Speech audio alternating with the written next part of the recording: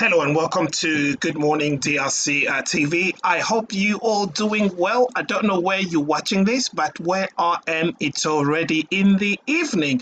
So for those of you who had where it's evening now, I just want to say I hope you had a great day. And for those of you who your day is just starting now, I hope you enjoy your day.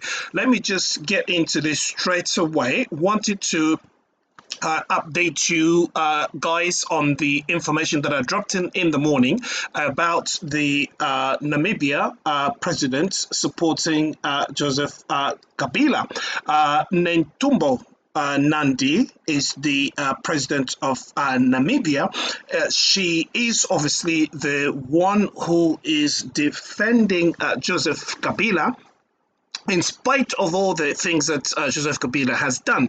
And it's very strange because, but I do understand that some people are putting comments saying that,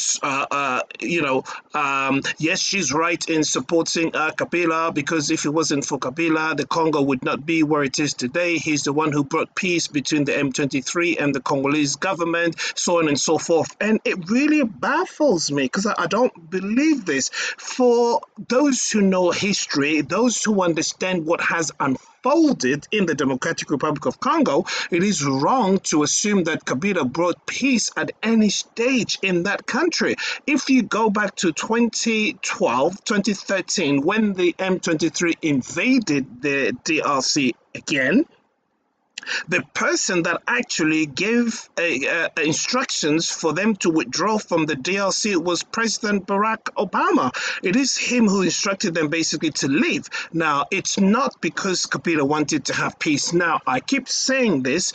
You have to understand that he is in the mix. Kabila is the one who, along with Kagame, created this M23 and other militia groups in that eastern part of the Congo so they can basically loot the country and in the long run fulfill their evil plan of basically taking a chunk of the eastern part and annexing that to Rwanda. And that is the plan that they've had all along. They have not succeeded, and this is why Kagame feels the way he feels right now. But I just wanted to obviously come back to this point about Netumbo, this lady. Now, you have to understand what her interest is. Now, as I said before, Kabila being a multi-billionaire, having siphoned billions out of the DRC, he runs an empire that knows no limits. In different countries around the world, he has invested in Namibia, in Tanzania, in Kenya, in South Africa. This guy has a lot of investment. Now, and I can only guess, this is only my guess, that this woman president, for whom we have a lot of respect, because it's in our interest to have women represent our countries and our nations, because we believe in them. We know that they have that nurturing ability that is God-given. We have seen many men who have led different countries, and they have failed to do anything significant. I'm talking in case of the DRC, in case you're wondering where I'm coming from. Yeah, this is where it's all coming from. What I've seen men do in the DRC has basically it leads me to believe that maybe a woman leader will be able to change the situation in the DRC. We have to wait and see. But in this case, I'm just basically wondering, but I'm not wondering anymore. I understand the interest that she has in supporting a rebel like Joseph Kabila. The man who has, like I said, the DRC has given this man pretty much everything. He came in the DRC as a Kadogo. In case you don't know what that means, it means a small boy in boots. These are the guy who came into Congo. He had not even a cent, not even $1, not even a cent in his pocket, but now he goes out with billions. You can understand. But you look at Congolese now, what their life reflects after all these years. Now, I'm not saying he is the sole I'm not saying he's the only one who's done this to the Congo, or that he is the problem of the Congo. No, since Mobutu, I mean, the Congo has been declining. Yes, but there are just people who have come into power and who has made things worse. And this, to have Kabila as a president, has been a nightmare in many different ways. My viewers, I invite you, one day I'll give you a picture, or at least show you some images, some footage of Kingakati, where this man has his 3,000 acres of land where he's built his headquarters. You won't believe, but the roads, the infrastructure, the way he did it, it's like a country within a country, but it belongs to one man. He's looted the country of everything. So anything that belonged to the country became actually his. Listen, he's turned everything private. Anything that was owned by the states, he destroyed, and then he had his own private. I'll give you an example. If the country used to have a port, okay, so this was a dock, and all of our imports and everything used to come there. It's called Matadi. But if you go to Matadi, if you go to Boma right now, there is nothing. But the guy set up a private company that basically this is where everything is now coming into or docking at. Now you've got different hospitals in the DRC that belongs to private, that belongs to him, but the state-owned hospital is in ruins. Even the place where people can go for leisure, the zoo that we had in the Congo. I remember as a child, as a boy, we run to go and watch and see all these different animals and enjoy nature. But the guy has basically seen that thing ruin, go into its grave, and he's taken all these different species of animal and he's taken them to Kingakatsu, which belongs to him, and he charges 50 quid for people to go and see them. And then his wife has basically taken the markets when it comes to the import of fish and different kind of products, and so they're now selling it. There is nothing that the state owns right now because of this guy. Now, you listen to me, you will think I have something, some kind of a hatred towards him, towards the man. I don't.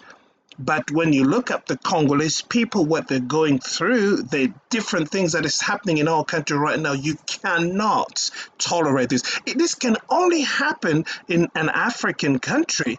Believe you me, if it was anywhere else, I think he wouldn't have gone out of that country, but he would have been, I don't want to say the word, but you can imagine. So instead of this guy just basically living the way he left and go and enjoy his money, but I tell you what, like I always say, this regime of Tshisekedi has been nice to him because of whatever it is that they've done between the two of them, whatever deal that was there. If it was somebody else, this man would be in jail right now because of the atrocity, the crime, whether economic crimes and political crimes and any other crime you can think of or you can name, he is in there. And that's a terrible situation. So to see this president of Namibia come out in his defense, it's really blowing my mind away. Netumbo should not be doing what she's doing at the moment. So what are they plotting? So shall we say that now Kabila is in Namibia plotting against the DRC and she's involved in that? Now, first of all, to have a fugitive of a president in your country and you're harboring them and giving them support like the way she's doing, it tells me that there is a lot going on that we don't know. Maybe we need to find out. And that's a sad situation, really, for this woman to be involved in a situation like this. Now, I want to talk also a little bit in terms of what is happening with the M23 group in Doha. They are different things happening at the moment, but I think maybe I'll just have to give you another video so I can talk a bit more on that, because what is going on there, it's pretty much unacceptable. There is no progress at all because of the demand of the M23 rebel group. As I said before, there is no amnesty for them for the crimes that they have done. There is no amnesty for them, and they are also asking for one of their leaders who is in prison to be released before these talks can take place. There is a man by the name of Edouard Mwangachuchu. Edouard Mwangachuchu is Kagame's right-hand man in terms of finance and the man who holds his interest in the DRC. Who's Edouard Mwangachuchu? Edouard Mwangachuchu is the man who owns the biggest coltan mine in Rubaya. So these mines belongs to Edouard Mwangachuchu, and he is obviously working for Kagame, and that's the biggest coltan mine in the world. He's been in prison now going 3 years, and since he has been in prison, it has driven Kagame mad, and also the international community mad, because they know that's their man who helps them, who basically does business for them in the DRC. And this is pretty sad.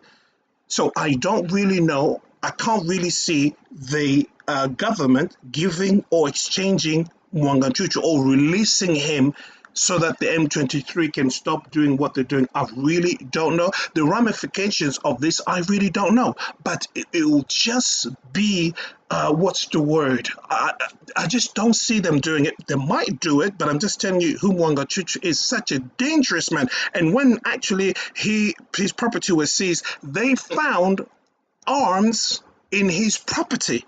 And a lot more that really, a lot that was found in his property. This is one of the reasons why they arrested him. So he was harboring all the some militias and the weapons of war and different things that was found in his property. And this guy, like I said, he is a prize for the international community and for Kagame as well. So this is why all of this is really, really important for you to understand as we are moving along, that the M23 is demanding that some of the prisoners be released. They're asking to be pardoned, but this will not fly with the government in Kinshasa. And there is now a standstill. We don't know where this is going to go, but let me know what you think. Should they release this Edouard Mwangachuchu? What do you think about this woman, Netumbo? What do you think is going on there? Is she right to do that? I really don't know.